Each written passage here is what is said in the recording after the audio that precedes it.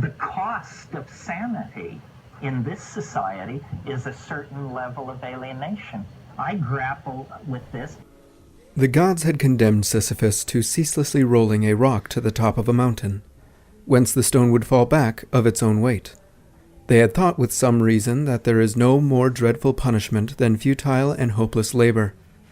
If one believes Homer, Sisyphus was the wisest and most prudent of mortals.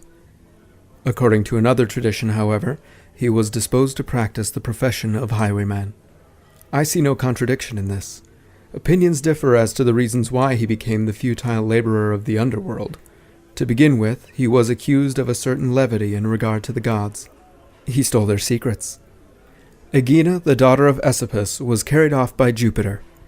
The father was shocked by that disappearance and complained to Sisyphus. He, who knew of the abduction, offered to tell about it on the condition that Asopus would give water to the citadel of Corinth. To the celestial thunderbolts he preferred the benediction of water. He was punished for this in the underworld. Homer tells us also that Sisyphus had put death in chains. Pluto could not endure the sight of his deserted, silent empire. He dispatched the god of war, who liberated death from the hands of her conqueror. It is said that Sisyphus, being near to death, rashly wanted to test his wife's love. He ordered her to cast his unburied body into the middle of the public square. Sisyphus woke up in the underworld, and there, annoyed by an obedience so contrary to human love, he obtained from Pluto permission to return to earth in order to chastise his wife. But when he had seen again the face of this world, enjoyed water and sun, warm stones and the sea, he no longer wanted to go back to the infernal darkness. Recall's signs of anger, warnings were of no avail. Many years more he lived facing the curve of the gulf, the sparkling sea, and the smiles of earth. A decree of the gods was necessary. Mercury came and seized the impudent man by the collar and, snatching him from his joys, led him forcibly back to the underworld, where his rock was ready for him. You have already grasped that Sisyphus is the absurd hero. He is as much through his passions as through his torture. His scorn for the gods, his hatred of death, and his passion for life won him that unspeakable penalty in which the whole being is exerted toward accomplishing nothing. This is the price that must be paid for the passions of this earth. Nothing is told us about Sisyphus in the underworld. Myths are made for the imagination to breathe life into them. As for this myth, one sees merely the whole effort of a body straining to raise the huge stone, to roll it and push it up a slope 100 times over. One sees the face screwed up, the cheek tight against the stone, the shoulder bracing the clay-covered mass, the foot wedging it, the fresh start with arms outstretched, the wholly human security of 2 earth-clotted hands. At the very end of his long effort measured by skyless space and time without depth, the purpose is achieved. Then Sisyphus watches the stone rush down in a few moments toward lower world, whence he will have to push it up again toward the summit. He goes back down to the plain. It is during that return, that pause, that Sisyphus interests me. A face that toils so close to stones is already stone itself. I see that man going back down with a heavy yet measured step, toward the torment of which he will never know the end.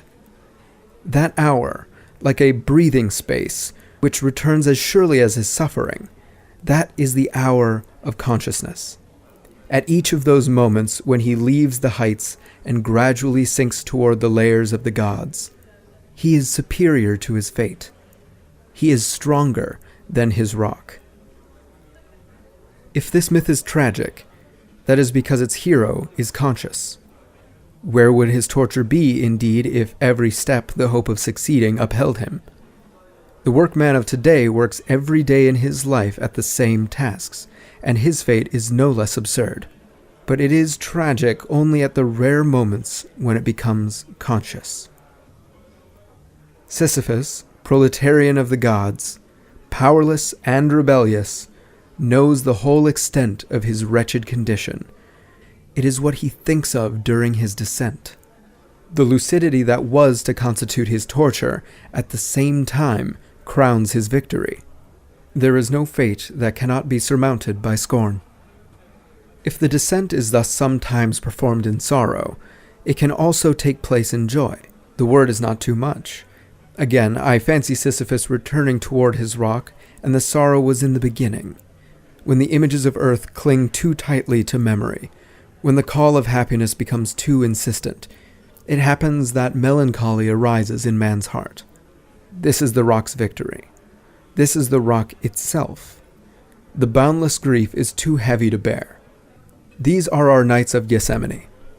But crushing truths perish from being acknowledged. Thus Oedipus at the outset obeys fate without knowing it, but from the moment he knows, his tragedy begins. Yet, at the same moment, blind and desperate, he realizes that the only bond linking him to the world is the cool hand of a girl.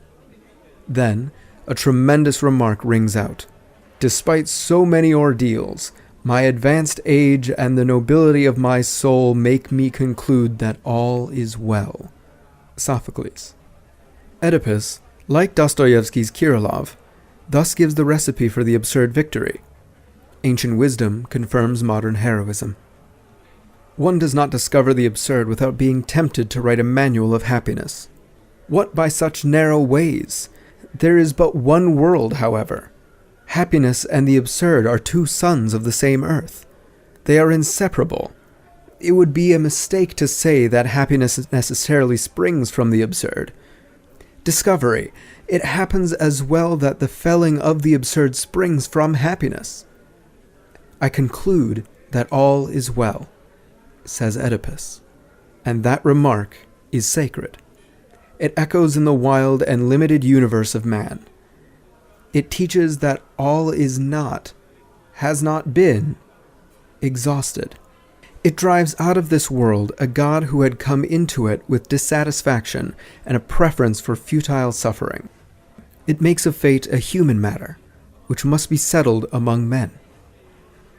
All Sisyphus's silent joy is contained therein.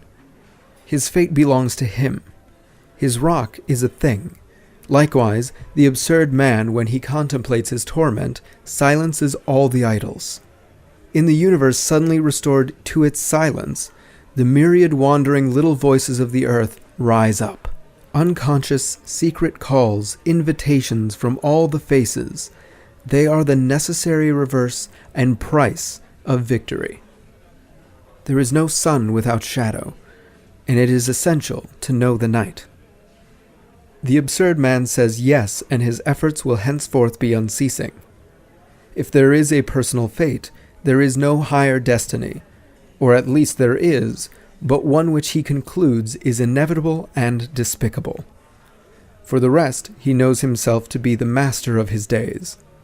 At the subtle moment when man glances backward over his life, Sisyphus returning toward his rock, in that slight pivoting, he contemplates that series of unrelated actions which become his fate, created by him, combined under his memory's eye and soon sealed by his death.